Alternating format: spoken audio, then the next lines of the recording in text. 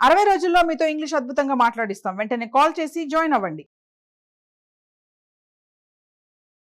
నమస్తే రమగారు. నమస్తే జయ. మంచి చందమామ కథ ఒకటి చెప్పుకుందామండి. చెప్తాం. గుణపాఠం కథ చెప్తాం. గుణపాఠం చెప్పటమా? పూర్వం కోసల దేశానికి మాధవర్మ గారని ఒక రాజుగారు ఉండేవాడు. ఈ రాజుగారు మహామూర్ఖుడు. ఆయన కొన్ని అర్థమయ్యేవి, కొన్ని అర్థం అయ్యేవి కాదు. ఏది అర్థమైంది ఇక దాని మీదే ఉండేవాడు. ఈయన మంత్రి మహాదురాశాపరుడు, అసూయాపరుడు కూడా. ఒక్కోళ్ళు అట్లా ఉంటారు కదా. అయితే ఈ పండితులు, కవులు, గాయకులు ఎవరైనా రాజుగారి దగ్గరికి వస్తే రాజు ఏదో వాళ్ళు ప్రదర్శన చేసేవాళ్ళు, విద్యా ప్రదర్శన ఇస్తే ఈయన దానికి 100 అబ్జెక్షన్లు చెప్పేవాడు. ఆ ప్రదర్శన అయ్యాక రాజుగారు వీళ్ళకి 100 వరహాలు ఇవి, వరహాలు ఇవ్వు, అది ఇవ్వు, ఇది ఇవ్వు అంటే ఇచ్చేవాడు కాదు. ఎన్ని అడ్డంకులో పెట్టేవాడు. అయినా తప్పలేదనుకో, అప్పుడు అందులో ఇంచి కొంత లాగేసి ఏ 4వ వంతో వాళ్ళకి దఖలుపరిచేవాడు. ఇచ్చేవాడు కాదు. అదొక దుష్టబుద్ధి అన్నమాట. అయితే ఇలా ఉంటూ ఉండగా చుట్టుపక్కల ప్రజలకు తెలుసు. కాకపోతే రాజుగారే బేసిక్గా కొంత మూర్ఖుడు కదా, ఎవరు చెప్తారు? ఆయన ఎప్పుడేం చేస్తాడో తెలీదు. అవును. దాంతో ఊరుకునేవాళ్ళు. అట్లా కాలం గడుస్తుంటే ఒకనాడు ఒక పండితుడు ఒక ఆయన వచ్చాడు. ఆయన చాలా చక్కటి కవిత్వం అవి చెప్పగలిగే పాండిత్యం ఉంది. దాంతోపాటు ఆయనకి కళలు, వాటి మీద విశ్లేషణ బాగా తెలుసు. ఒక్కొక్కళ్ళు చదువుకుంటారు కదా, స్వప్నశాస్త్రం అంటారు. అవునవును. కళ ఫలానా రకం కళ వస్తే ఏమిటి అని మనం కూడా కనుక్కుంటూ ఉంటాం.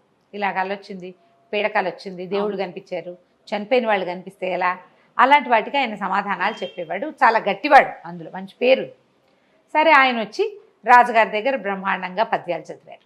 చదివేసరికి రాజు చాలా సంతోషించి, బాబ్బా ఏం పాండిత్యం అండి మీది, ఎంతో బాగుంది అని మంత్రి ఈయనకి 100 వరహాలు ఇవ్వమని, బంగారు వరహాలు ఇవ్వమని చెప్పాడు. చెప్పేసరికి మంత్రి అన్నాడు, ఏముందండి ఇందులో, ఈ పద్యాలన్నీ పాతవేను, మా నాన్నగారు కూడా ఇలాంటి కవిత్వమే రాసేవాళ్ళు. మా నాన్న గొప్ప కవి, మీకు తెలుసు కదా. మంత్రి గారు తండ్రి గారు గొప్ప పండితుడు, కవి. ఆయన చాలా పద్యాలు రాశారు. మా నాన్న చెప్పిన పద్యాల్లాగానే ఉన్నాయి, ఏముంది కొత్త ఇందులో. ఈ పండితుడు రాజుగారి దగ్గర బహుమానం పుచ్చుకొని, నాకు కళల శాస్త్రం కూడా తెలుసు, అది మీకు ఏదైనా సమాధానం కావాలంటే నేను చెప్పగలనని అడిగి ఆ స్థానంలో కుదురుకోవాలని అనుకున్నాడు. ఆ కథ ఎట్టాగో పోయింది, ఈ కథ కూడా ఆగిపోయింది. 100 బంగారు నాణ్యాలకి 10 కూడా చేతిలో పడేలాగా లేవు. ఆయన చాలా దూరం నుంచి కష్టపడి అప్పు చేసుకుని మరీ పాపం ఇక్కడికి వచ్చాడు. అప్పుగానే ఉంది. ఇక్కడ ఈయన చెప్పిన కవిత్వం పాత కవిత్వము, కాపీ కవిత్వము అయిపోయింది. దాంతో ఆయన చాలా హతాశుడైపోయాడు. రాజు ఏం చెప్పబోయినా ఆ మంత్రి గారు వినలా. ఈయన ఏమనుకున్నాడు, ఇట్లా కాదు, వీడితోటి దిగాలుగా తల వేళ్లాడేసుకుని బయటకు వచ్చాడు.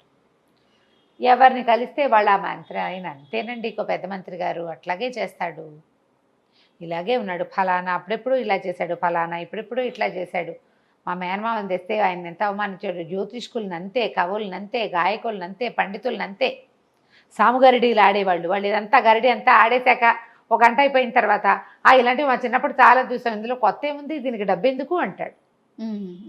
డబ్బే రానివ్వడు. ఇంతేనంటే ఈయన చాలా దిగులుగా ఉండిపోయాడు. ఒక సత్రంలో దిగాడు. ఆలోచించుకుని 3వ రోజున 4వ రోజున మహారాజు గారి దర్శనం వాంఛించి వెళ్ళాడు. సభలోకి వెళ్ళి, ప్రభు, నేను మీకు చెప్పాలనుకున్నాను, మొన్ననే వాళ్ళ సందర్భం రాలేదు, నాకు కళలు అవి ఫలితాలు, స్వప్న ఫలితాలు అవి చెప్పడం వచ్చు. నిన్న చాలా పెద్ద కళ వచ్చింది నాకు. అందులో సాక్షాత్తు మన పెద్ద మంత్రి గారి నాన్నగారు వచ్చారు. ఏమిరా, నా కవిత్వం కాపీ కొట్టి పాండిత్యం చూపించి నా పాండిత్యాన్ని కాపీ కొట్టుకుని, దాన్ని ఏమంటారు కాపీ కొట్టడానికి తెలుగులో, నన్ను అనుకరించి నా కవిత్వాన్ని దొంగిలించి డబ్బు చేసుకుందాం అనుకుంటున్నావా దుర్మార్గుడా అని కేకలేశారండి. మరి దానికి అపరాధానికి రుసుము చెల్లించవలసిందే నువ్వు అని చెప్పారు. ఆ రుసుము చెల్లించడానికి నేను సిద్ధంగా ఉన్నానంటే 100 వెండి నాణ్యాలు మంత్రి గారికి ఇవ్వమన్నారు, మంత్రి గారే తనకు చేరుస్తారన్నారు. ఇలా కాలొచ్చిందండి. నేను 100 వెండి నాణ్యాలు తీసుకొచ్చా మంత్రి గారికి ఇవ్వడానికి అన్నాడు. మంత్రి గారు, సరే బాగానే ఉంది, చనిపోయిన నాన్నగారికి మంత్రి గారు వరహాలు ఎట్లా ఇస్తాడండి అని అడిగాడు రాజుగారు. అయ్యో, ఆ సమాధానం పెద్ద కవి గారే చెప్పారండి. ఆయన మళ్ళీ గారు రాత్రి కళ ఇది, తెల్లవారుజామున ఇంకో కళ వచ్చింది. ఈ తేప మంత్రి గారు తర్పణం విడిచేటప్పుడు ఆ 100 నాణ్యాలను కూడా తర్పణంతో పాటు విడిచేస్తే అవి తనకు చేరతాయని, అక్షరాల తన దగ్గరికే వస్తాయని కవిగారు చెప్పారు. రాజు ఆశ్చర్యపోయాడు. అలాగా వారి నాన్నగారు చాలా గొప్ప కవి, మన ఆస్థానంలోనే చాలా గొప్ప సేవలు అందించారు. తప్పకుండా పెద్ద అయిన ఆజ్ఞ ఎందుకు మీరుతాం మనం? పైగా మంత్రి గారి తండ్రి చేస్తామన్నాడు. 100 బంగారు నాణేలు మంత్రి గారికి ముట్టినాయి. మంత్రి మొదట సంతోషించాడు, రెండో సమాధానం వినేసరికి భయం వేసింది. తర్పణం విడిచేటప్పుడు 100 నాణేలు విడిస్తే గంగలో విడుస్తావు, నాన్నకి ఎట్లా చేరుతాయి? గంగలో పడిపోతాయి. అదే గంగ అంటే కంగే కాదు, నీళ్లలో అనుకుని సర్దు కూరుకున్నాడు. ఈ లోపల మంత్రి గారి తండ్రిది ఆర్థికం వచ్చింది, వెళ్ళింది. మన సదరు పండితుడు గారు మళ్ళా రాజుగారి దర్శనంకు వాంఛించాడు. దర్శనానికి ప్రవేశపెట్టారు. మళ్ళీ పెద్ద కవి గారు కల్లోకి వచ్చారండి మంత్రి గారి తండ్రి గారు. దుర్మార్గుడా, నా డబ్బులు ఇవ్వలేదా నా కుమారుడికి అని కేకలేస్తున్నారండి అన్నాడు. రాజు ఆశ్చర్యపడి, అదేమిటి ఆ రోజే ఇచ్చావు కదా సభలో అందరూ చూస్తుండగా, ఏమండి మంత్రి గారు మీ నాన్నగారి తర్పణాలు విడవలేదంటే విడిచాను ప్రభు అన్నాడు. మరైతే వారికి చేరలేదుటండి. చేరలేదు అంటున్నారు, ఇప్పుడు ఎట్లా? నేను విడిచానంటే అడిగిన, ఇప్పుడు ఎట్లా అన్నాడు రాజుగారు. దాందేముందండి, మళ్ళీ కలొచ్చింది నాకు, ఆయనే చెప్పారు ఆ డబ్బు తనకి చేరాలంటే మిమ్మల్ని ఒక యజ్ఞం చేయమని, ఆ యజ్ఞంలో యజ్ఞ పశువుగా మంత్రి గారినే స్వయంగా పెట్టమని, ఈయన వెళ్ళిచ్చి రావాలి. ఈయన ఎట్లా వెళ్తాడు? ఈయన వెళ్ళాలంటే ఇట్లా వెళ్ళాలి. అప్పుడు మరణించి చంపేసావు మంత్రి గారిని, చచ్చిపోమందాం, ఆయన నాన్న దగ్గరికే వెళ్తాడని గ్యారంటీ లేదు. అందుకని కవి గారు పండితుడు కదా, పెద్ద మంత్రి గారి తండ్రి మహాపండితుడు, ఆయన అందుకని ఏం చెప్పాడంటే దానికి ఒక విధానం ఉంది. యజ్ఞం చేయాలి రాజుగారు ఒకటి, అందులో యజ్ఞ పశువు అని ఒక పశువుని సెలెక్ట్ చేస్తారు, ఒక మేకని, ఒక గొర్రెనో, ఒక పశువు లేదా మన మేక కాబట్టి దున్నపోతు, అశ్వమేధం చేసినప్పుడు అశ్వం అలా పెడతారు కదా.